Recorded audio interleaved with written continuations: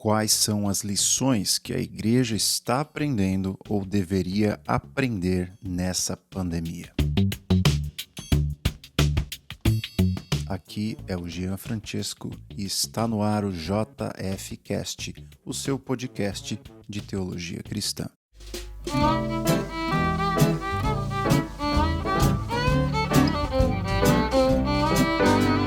Fala pessoal, estamos de volta com o nosso podcast. Fiquei um tempinho sem publicar, acho que uma semana ou duas.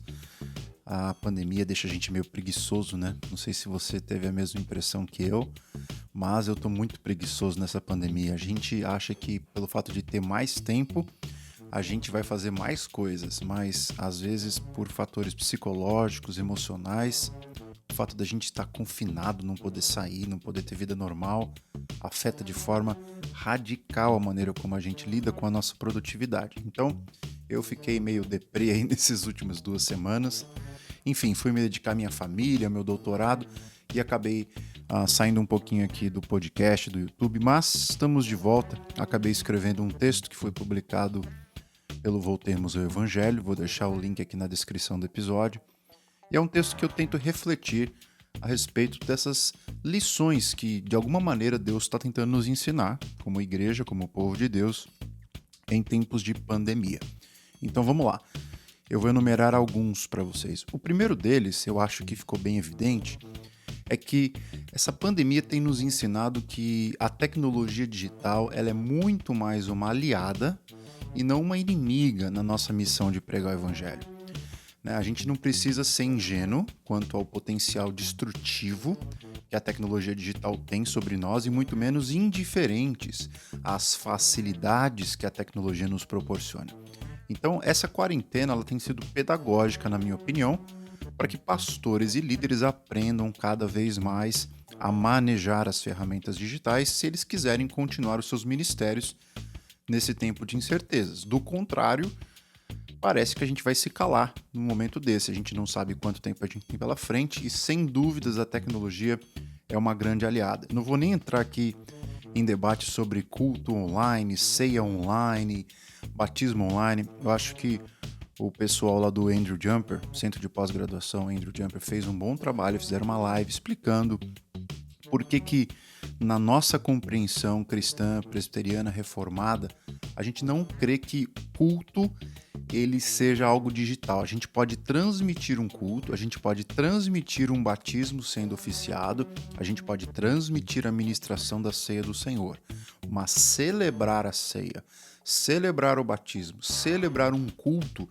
é algo de natureza pública. Então, é uma coisa que a tecnologia digital ela não pode interferir, ela não pode suprir, não pode substituir.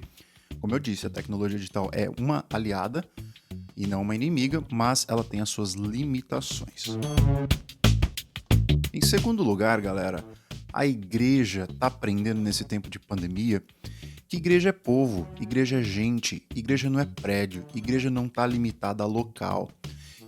Igreja é o povo de Deus reunido. Por causa disso, o culto a Deus continua, apesar dos esvaziamentos que a gente tem visto nos templos religiosos. É como eu disse, o culto digital ele não substitui o culto público, mas, pelo fato de pessoas morarem juntas, elas podem fazer os seus cultos domésticos, cultos individuais, isto é, o culto de Deus, ou o culto a Deus sempre permanece, apesar dos templos estarem fechados. Esse vírus também tem desafiado as falsas igrejas, falsos profetas e falsos pregadores que, ao invés de proclamarem o evangelho puro e simples, têm se pervertido nessa irresponsável ânsia de prometer curas e milagres indiscriminadamente para todo mundo. E agora, onde estão eles? Não tem mais culto? Não tem mais aqueles shows? Agora estão todos silenciados. E se tivessem, onde estão eles agora para decretar curas sobre os infectados? Eles simplesmente estão silenciados, porque tudo isso não passa de encenação, é tudo falso, não é verdade. O evangelho prevalece. Óbvio que existe curas, a gente não duvida disso, a gente crê no poder de Deus, mas a gente não crê que Deus ele tem compromisso com a nossa agenda. A gente não pode programar a cura. Quem determina quando vai curar, quem vai curar, do jeito que vai curar, por intermédio do que vai curar, é o próprio Deus soberano. Então essa pandemia tem nos ensinado que a verdadeira igreja sempre triunfa nos momentos mais difíceis, enquanto a falsa ela fica jogada para escanteio. Então é no momento da dor, da dificuldade, que a verdadeira igreja renasce das cinzas. Terceira coisa que é importante também a gente lembrar, que nessa pandemia, o nosso lar, a nossa casa também é um lugar de culto. E é nossa responsabilidade, não apenas dos pastores e presbíteros da nossa igreja, pastorear a nossa família. É nossa função. Cada pai é um sacerdote do lar, cada mãe é, de certa maneira, uma sacerdotisa do lar. Nós temos que cuidar dos nossos filhos, nós temos que nutrir-nos espiritualmente. E essa é uma tarefa que nenhum pastor tem o direito de substituir, é nossa. E eu acho que essa pandemia tem resgatado esse valor, que era um valor da escritura, né? Se você ver as cartas de Paulo, né, as saudações finais, eu saúdo a igreja que se reúne na casa de fulano de tal, na igreja que se reúne na casa de fulano de tal. Casa é lugar de adoração. Apesar de não ser um culto público, as nossas casas, os nossos cultos domésticos também são um lugar onde Deus é adorado. Então, espero que essa prática continue após o período da quarentena e que nós não terceirizemos nossas responsabilidades sacerdotais do lar aos nossos pastores. Vale lembrar que eu gravei uma live com o Vitor Fontana no canal dele sobre culto doméstico. A gente falou muita coisa, mais de 1 hora de live só sobre culto doméstico, como fazer, tempo de duração, livros que falam sobre isso. Se você está interessado, vou deixar o link aqui na descrição da nossa live, tá bom? Sigam lá o canal do Vitor Fontana. A quarta coisa que essa pandemia tem nos ensinado é que esse fechamento do comércio, dos shoppings, de forma geral, não que eu celebre isso, não que eu seja de todo a favor disso, é uma circunstância que a gente está vivendo e ponto final. Essa circunstância toda do fechamento dos mercados, elas têm nos ajudado a viver de modo mais simples. Poxa, eu não preciso de algumas coisas que eu achava que eu precisava. Eu não preciso o tempo todo ficar mudando de celular, eu não preciso o tempo todo ficar comprando um tênis novo. O coronavírus, de alguma forma, é um instrumento de Deus fazer com que tudo parasse para que a gente refletisse que para viver uma vida boa, de qualidade, a gente não precisa de muito. Na verdade, a gente precisa de pouco. A gente precisa do essencial, como Jesus nos ensinou, como o próprio apóstolo Paulo, que tendo o que comer, tendo como nos cobrir, vestir, um lugar para morar, que aí estejamos contentes. 1 Timóteo 6, 8. Em quinto lugar, eu diria que durante a história da igreja, a igreja sempre abraçou as necessidades das pessoas, né? As necessidades do mundo, seja na criação de escolas, hospitais, asilos, orfanatos, inúmeras instituições de caridade. E essa crise tem reafirmado o nosso compromisso de enxergar que a nossa renda não existe apenas para satisfazer as nossas necessidades, mas para termos como acudir os necessitados, como Paulo diz lá em Efésios 4:28. Indo rápido aqui para a sexta lição que eu tenho aprendido, é que durante essa pandemia o vírus parece que está refrescando a nossa memória do quanto nós somos finitos, frágeis e, por assim dizer, desafiando a nós, como igreja, a dependermos com maior intensidade e firmeza na soberania de Deus e, ao mesmo tempo, abandonar a nossa teologia triunfalista, posturas arrogantes, achando que a gente pode fazer o que quiser. É como diz Tiago, a gente vai fazer A, B, C ou D é se Deus permitir, se Deus quiser. Então não tem como a gente fazer os nossos planos. É como diz Salomão nos Provérbios. Quem dá a última palavra, a gente faz planos, a gente faz a nossa parte, mas quem dá a última palavra é sempre o Senhor. E essa pandemia foi um evento que pegou todo mundo de surpresa, tirou o tapete, todo mundo estava sentado. A gente tinha os nossos planos, 2020 ia ser o ano dos anos, economia crescendo, várias projeções positivas para o país.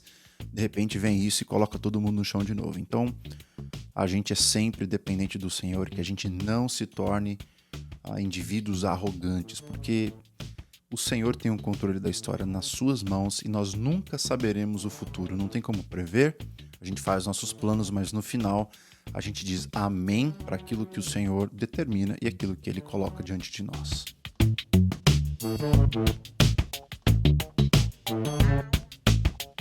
Em sétimo lugar, eu acredito que essa pandemia tem nos ensinado que nós nunca devemos colocar as nossas esperanças cegas em autoridades políticas. Nós não devemos idolatrar nenhum messias, seja ele na China, seja na Itália, nos Estados Unidos, no Brasil ou onde for. Todos os políticos até o momento, de todas essas nações que a gente conhece, Em uma medida maior ou menor, todos erram, todos continuarão errando, porque a gente não sabe o que é esse vírus, por enquanto, a gente não sabe o que nos espera, os especialistas também não sabem, eles não sabem dizer qual que é o caminho, e essa ideia, a crise nos desafia a confiar em Deus como nosso único, suficiente e inerrante governador da história. Óbvio, a gente tem o nosso papel de, enfim, exigir que os nossos governantes, que as instituições de saúde, que os profissionais especialistas da área se movam e promovam o melhor para todos, o bem para a cidade, o bem para a civilização. Porém, nós nunca podemos colocar as nossas expectativas messiânicas neles. Afinal, eles erram. Então, no final das contas, o nosso clamor último tem que ser sempre voltado para o Senhor, para que Ele dê um jeito e nos livre dessa praga, se assim for a vontade dele, o mais rápido possível, para voltarmos à nossa vida normal e podermos aproveitar esse tempo como aprendizado para nós não cairmos nos mesmos erros. Em oitavo lugar, eu diria que crises em geral, e a pandemia é uma delas, elas nos ajudam ou nos forçam a sermos mais criativos e fazermos as mesmas coisas por meio de métodos que nós jamais imaginaríamos. Então, né, nessas horas que grandes líderes se levantam e que ideias inovadoras aparecem para mudar a nossa forma de viver. Então, assim, muita gente vai descobrir vacinas, muita gente vai descobrir novas maneiras de trabalhar sem sair de casa. A gente está descobrindo como pastores, como pastorear sem necessariamente termos que ir até a pessoa, óbvio. Estou falando aqui que isso não substitui o pastoreio corpo a corpo, mas é uma das maneiras de minimizar o dano da ausência pastoral na vida da igreja. Então é importante o discipulado, o pastoreio, a instrução, o ensino da escritura, a pregação e a evangelização, a missão continuam. E a gente descobre métodos diferentes para fazer. Então que a igreja de Cristo, em nome de Jesus, esteja nessa vanguarda, essa é a minha oração. Porque a única alternativa que a gente tem que evitar agora é vitimização. É ficar esperando que os outros façam por nós. Não. Sempre tem coisa para fazer e a gente tem coisas, recursos na mão que Deus nos deu. Então a gente tem que inovar nesses momentos de crise, porque afinal, toda crise revela por detrás de si mesma grandes oportunidades. Em nono lugar, eu diria que tempos de incerteza também confirmam o que a sabedoria bíblica nos ensina, a estarmos sempre prontos a ouvir e tardios para falarmos e tardios para nos irarmos. É hora de exercitar o domínio próprio, galera. Eu sei que tem muita gente nas redes sociais achando que sabem tudo, achando que o lado da direita, o lado da esquerda tá certo. Enfim, a gente não sabe nada, essa que é a grande verdade. Então a gente tem que exercitar o nosso domínio próprio e sermos tardios também no digitar. Toma cuidado com aquilo que você escreve, não é hora de ficar brigando nas redes sociais. Para com essa besteira de ficar nesse fla-flu, nessa torcida, nesse octagon, nesse ringue no Facebook, no Instagram, em qualquer lugar. Não edifica, não traz benefício nenhum, só faz as pessoas se odiarem mais. Então, é momento da gente ter sabedoria e sermos tardios no digitar, tardios no compartilhar, aquilo que for porcaria. Então pense duas vezes na hora que você for digitar alguma coisa nas suas redes sociais. Seja prudente, mantenha sobriedade, toma cuidado para você não se tornar um cara azedo nesse momento crítico. É hora da gente se controlar e procurar o bem para todos. É momento da nação se unir. Óbvio, eu não sou nenhum idealista que creio que 100% dos brasileiros vão estar pensando na mesma direção, mas pelo menos agora é momento da gente parar de politizar a coisa e tentar olharmos mais para o ser humano. É hora de salvar vidas, é hora de lutar pela dignidade humana e é hora da gente tentar, buscando em Deus, buscando a sabedoria divina, encontrar meios para abençoar o maior número de pessoas. E por último, a última lição que eu aprendo nessa pandemia é que a pandemia, de forma geral, ela desmascarou a suposta segurança mundial. A nossa segurança, gente, não está nas mãos do mercado financeiro, não está nas mãos de sistemas políticos, sejam eles quais forem, e qualquer outra esperança que venha do ser humano, seja parlamentarismo, seja presidencialismo de coalizão, seja monarquia, seja qualquer sistema político, seja qualquer enfim, gênio da saúde que invente vacinas. Nesse momento a gente percebe que tudo aquilo que vem do ser humano, ele é precário. Nessas horas a gente percebe que a fé que o Senhor nos entregou, né? Por exemplo, Salmo 127. Se o Senhor não edificar a casa, em vão trabalham os que edificam. Se o Senhor não guardar a cidade, em vão vigia a sentinela. Inútil será levantar de madrugada e repousar tarde para ganhar o pão. Então, é o Senhor que fala, né? Que se Ele não estiver abençoando o negócio, não adianta esforços humanos. Esforços humanos serão inúteis. Porque Deus é o nosso único refúgio no momento da crise. Ele é a nossa segurança, o nosso refúgio no momento da tribulação. Então, meu conselho é hora de aquietar o coração.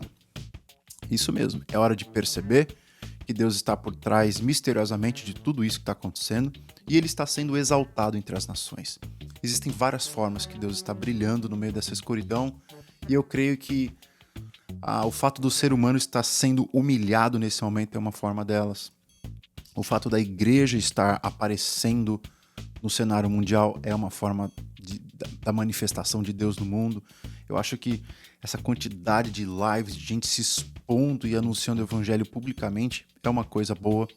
O fato da falsa profecia ter, de alguma maneira, se calado e esse evangelho da prosperidade não tem resposta nenhuma para esse momento. Acho que tem várias coisas que mostram que Deus está sendo exaltado no momento que a gente vive. O sofrimento é, como eu sempre digo, um método que Deus usa para amadurecer a nossa fé. Espero que você tenha aprendido muito nesse momento de sofrimento. E se nenhuma dessas 10 coisas que eu mencionei estão no seu radar aí de coisas que você tem aprendido, quais são as coisas que Deus tem te ensinado nessa quarentena? Fala comigo, eu vou deixar aqui o meu Instagram para vocês, o @ojeanfrancesco. Manda uma mensagem para mim e aí a gente bate um papo do que a gente pode aprender nesse momento de quarentena.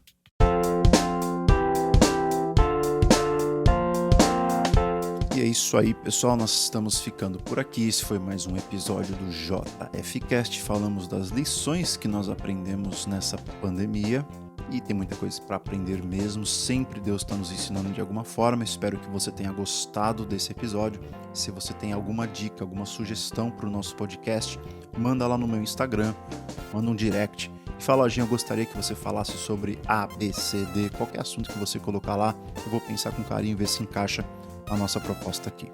Vou deixar também aqui os links que eu falei e vou deixar 2 livros que eu acredito que podem te ajudar nesse momento de pandemia. Um deles foi um livro que eu escrevi, Se Deus é Justo e Bom, Porque Sofremos, que eu acabei de lançar, um livreto pequenininho, mas que pode ajudar a te dar conforto e noção e dimensão da grandeza de Deus em qualquer momento de sofrimento e de momento que a gente pensa que Deus está longe.